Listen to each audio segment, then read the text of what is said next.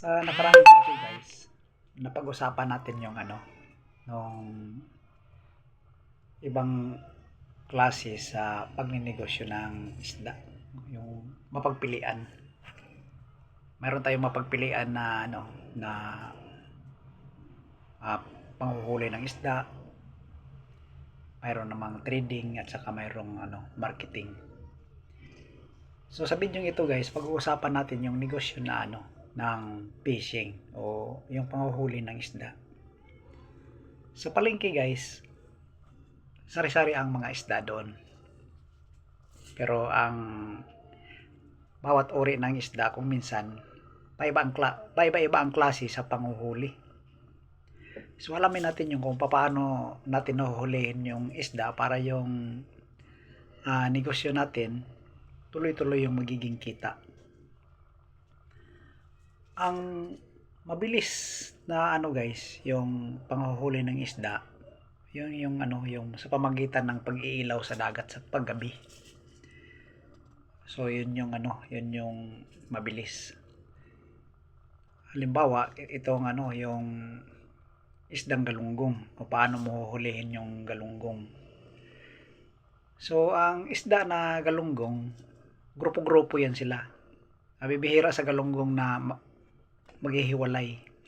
Mga galunggong, tamban, tapos yung yung tawagin nila yung tikab o matambaka.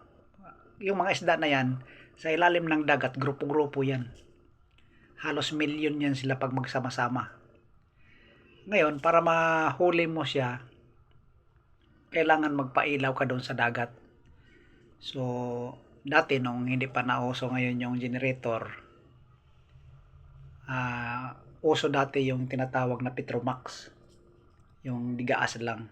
So sa isang bangka, halos 8 Petromax ang gagamitin ng mangingisda para maliwanag yung dagat. Anong purpose nila doon? May mga kasi guys, may mga isda din na kapag may ilaw sa dagat, yung maliliit na isda, lumalapit sa ilaw. Halimbawa, yung mga anak ng pasayan, yung maliliit, yung hipon. Yung hipon na yan, kapag makakita na sila ng ilaw doon sa dagat, lalapit yun. Gusto nila doon sa liwanag.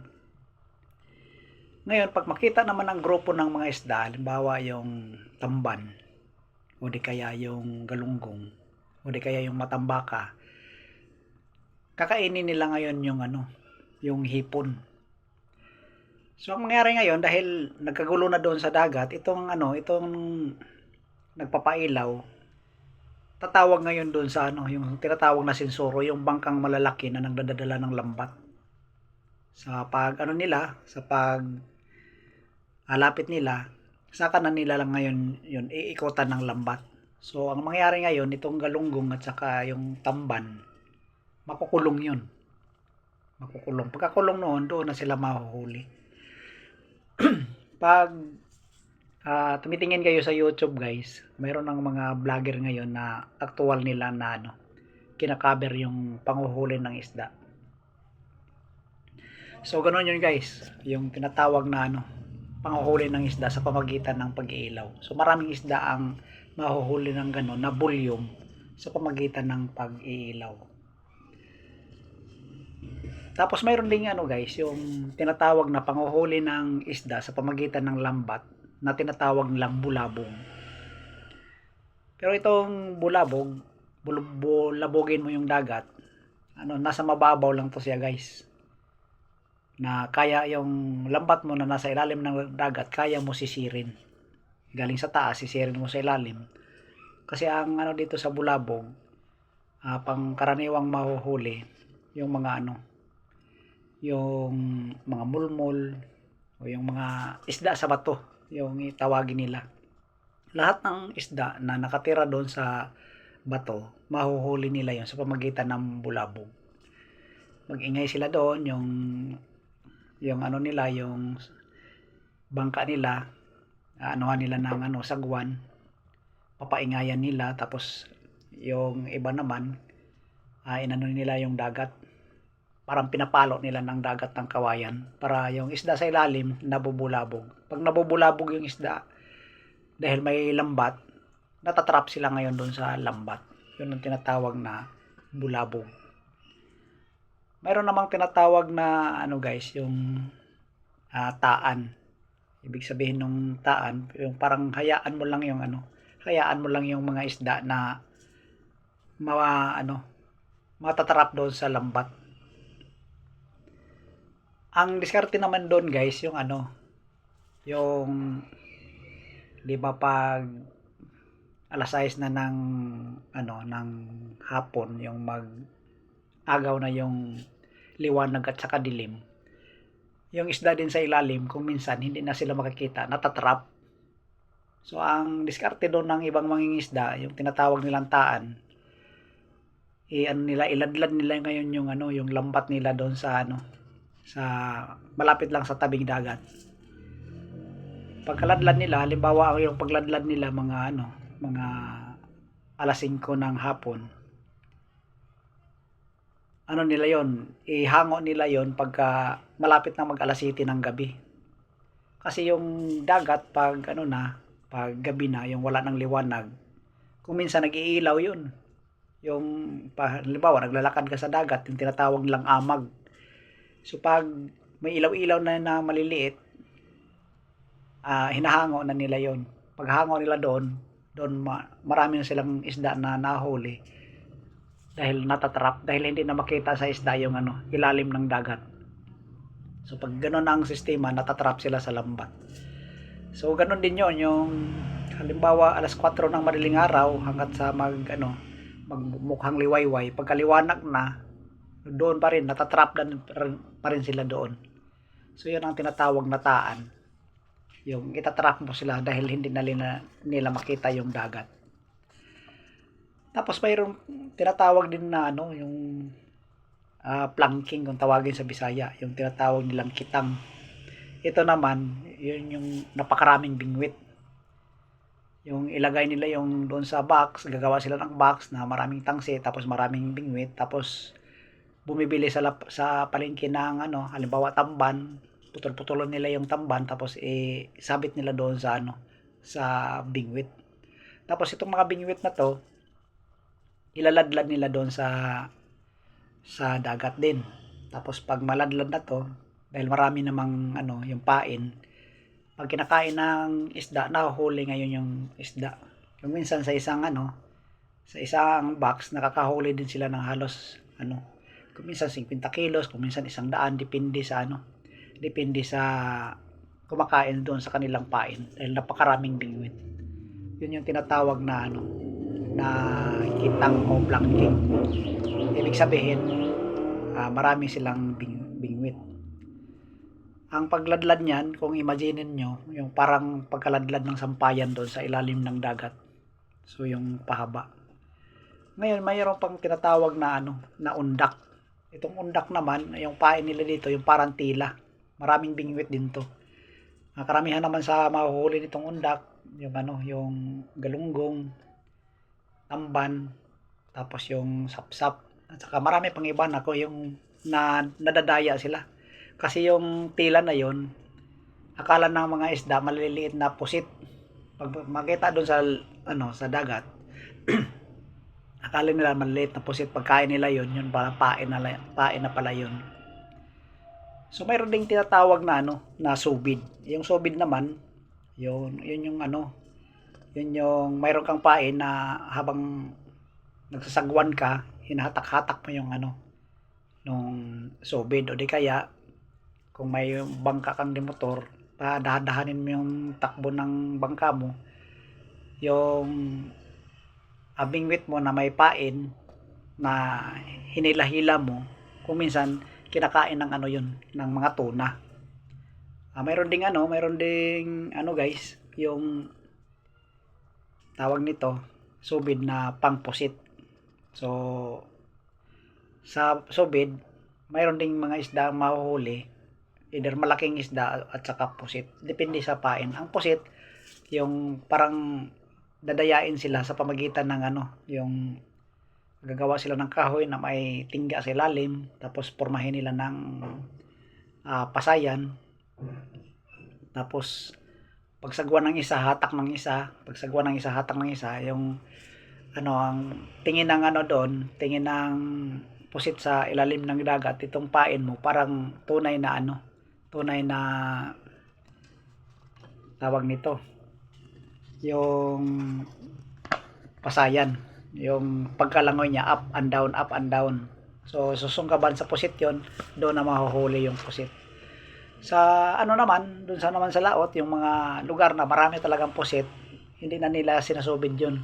Linaglagan na nila ng yun, yung parang pasayan na pain. Pagka nila, parang mabibingwit na yung mga pusit. So, ganun yun guys, yung yung panghuhuli ng isda. Mayroon naman tinatawag sila guys na na bobo. Yung bobo, yun, yung gagawa sila ng malaking box, tapos yung iba naglalagay ng pain para pumasok ngayon yung isda doon sa malaking box na screen. Tapos kung pumasok yung isda doon sa box na screen, hindi na sila makalabas. Yung iba naman hindi gumagamit ng ng pain, yung bobo nila na malaking box, binubungan lang nila ng yon, maraming dahon ng nyog. Kasi doon sa ilalim ng dagat, pag tanghali, yung isda na iinitan, sumisilong yun doon sa nila, yung sa bobo na may bubong, yung parang linagyan nila ng bubong, tinatabunan nila ng mga dahon ng niyog. So pagpasok nila doon, yung isda na yun hindi na rin nakalabas. So maraming maraming gumagawa ng ganun na na diskarte sa pangingisda. Tapos yung yung natural na pagbibingwit, yung may mabibili ka ng bingwit, ihagis mo doon sa dagat, may pain ka. So kung ang tabi ng dagat ngayon, yung sa pinuntahan mo, halimbawa pear, namimingwit ka sa pear, doon marami karang mahuhuli, yung tinatawag na natural na pagpamimingwit. Tapos may tinatawag pa silang liba-liba guys. Ang liba-liba, ito magastos din to dahil gumagamit ka ng bangka at saka lambat. So ang lambat nito, yung halimbawa dalawang bangka yung naghahawak sa sa lambat, yung parang hinaharang nila. Ito namang dalawang bangka, bali 4 na bangka to, nagdadala sila ng ng lubid na may mga palawit. Tapos sabay silang maghatak papunta doon sa bangkang dalawa na naghahawak ng ng lambat. So pag nila doon, ang mahuhuli nitong isda yung tinatawag nilang bao, yung mahabang nguso. So yun karamihan sa mahuhuli sa tinatawag nilang liba-liba. Tapos yung baling, ito yung yung nasa tabing dagat lang, tapos makakita sila ng grupo ng mga isda, either tamban o kaya dilis, yung tinatawag nilang karatong. Kumbaga yung halos taong bayan tatawagin nila. Mayroong nakakita ng grupo ng mga isda doon sa medyo malapit lang sa tabing dagat. Nila yon, yung itatrap nila yung isda sa pamagitan ng baling. Tapos para mahuli nila yon, yung kung magtatawag ng yon, mga kapitbahay na tutulong sa paghahatak. Tapos pag mahatak nila yon, doon na mahuhuli yung maraming isda, either dilis o di kaya tamban o di kaya yung ibang isda na lumalapit doon sa sa tabing dagat. Tapos may tinatawag pa sila guys na na palaran. Ito naman yung lambat, dadalhin mo sa laod, pero itong lambat na to nakalitaw lang sa dagat. Tapos nag-iilaw sila. Pag iilaw nila, ito namang malalaking dilis, yung tawagin na libgaw. Yung malalaking dilis. Ito naman ang matatrap sa tinatawag nilang na palaran. So sa binanggit ko guys na mga na mga pangalan sa diskarte sa pangingisda, baka sa ibang lugar iba ang tawag nila dito sa ibang klase ng ng pangingisda. Pero ito po talaga ang guys, ginagamit ng mangingisda kung paano huhulihin nila yung isda. Ay kagaya ba sa isang palengke guys, na makikita mo doon sa palengke, may nagtitinda ng gulay, may nagtitinda ng prutas, may nagtitinda ng ng tuyo, may nagtitinda ng karne, may nagtitinda ng manok, itlog, ganun. Ibig sabihin doon guys, doon pa lang sa palengke, yung mga tao doon, inaral nila kung paano huhulihin ng pera. O magbibenta sila doon sa mga tao para makahuli sila ng pera. Sa katulad na paraan guys, dito sa nabanggit natin na paraan ng panguhuli ng isda, marami ding paraan kung paano huhulihin yung isda. Bawat paraan may ibang klaseng may ibang klase na isda na mahuhuli. So sa katulad na paraan guys, ang paghuhuli talaga ng ng isda, may kanya-kanya talagang paraan kung paano mo siya huhulihin. Ngayon, kung nagnegosyo ka ng nagnegosyo ka ng isda sa pamagitan ng fishing, dapat alamin mo kung anong klaseng isda ang gusto mong hulihin at ano ang gagamitin mo ngayong paraan para mahuli yung isda na yun. So, sana guys, sa video na to guys, nakakatulong po sa atin kung paano tayo magnegosyo ng isda sa pamagitan ng panghuhuli ng isda. So, salamat guys sa panonood guys. Mag-ingat kayo lahat guys.